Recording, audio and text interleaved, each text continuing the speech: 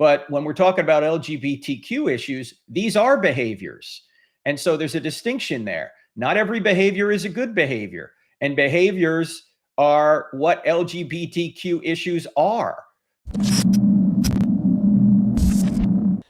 So then I think that boils down to, again, the difference between the Civil Rights Act, which is about persons, versus this Equality Act, which is about behavior.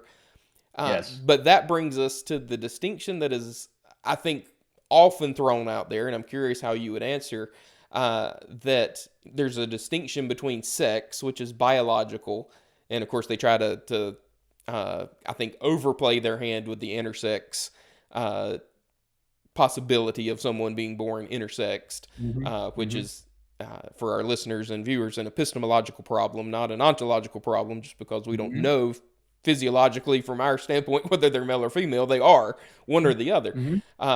But they make the distinction between sex, biological, and then this whole idea of, I think, redefined idea of gender.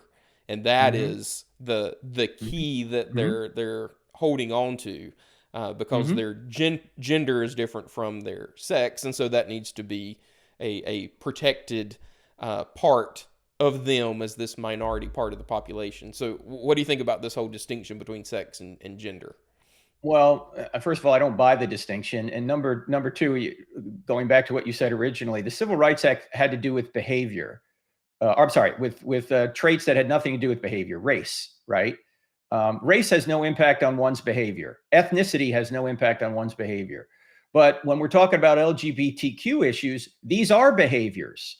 And so there's a distinction there. Not every behavior is a good behavior, and behaviors are what LGBTQ issues are. So there's a big distinction there. And it's been put this way. Look, you'll find many former homosexuals. You'll never find a former African-American, okay? Because, see, there's a big difference between those two things. The third aspect of this is that there was need for a Civil Rights Act in 1964 because people were being treated unfairly based on a benign characteristic, their skin color. Whereas today in 2021, even people who have different behavioral attitudes or different behavioral or engage in different behaviors are not treated differently in the workplace. LGBTQ people are doing fine in the workplace. In fact, they make more on average than heterosexuals.